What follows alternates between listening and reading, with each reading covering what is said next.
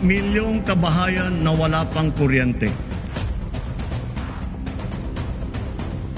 Sa loob ng 3 taon, 2.5 milyong kabahayan ang ating nakabitan na may kuryente na sila.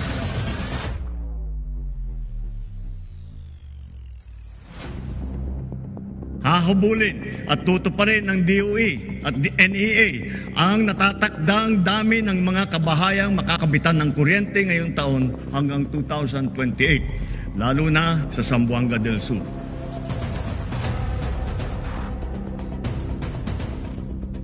Dagdag na mahigit 1 milyong kabahayang pa ang magkakaroon na rin ng kuryente sa pamamagitan ng Solar Power Home System.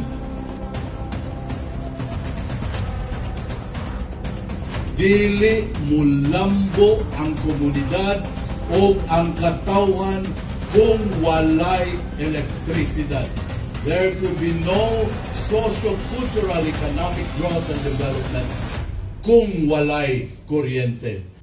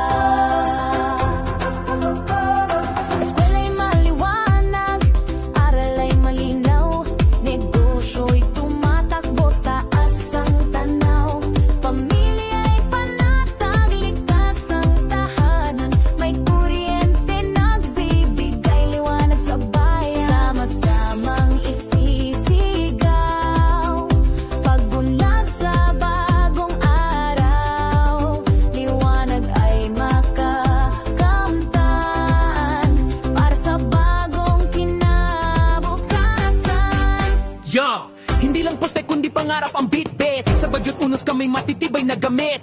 Kahit anumang ilog, bundok o kaputikan, dala ang liwanag ng inyong matitikman.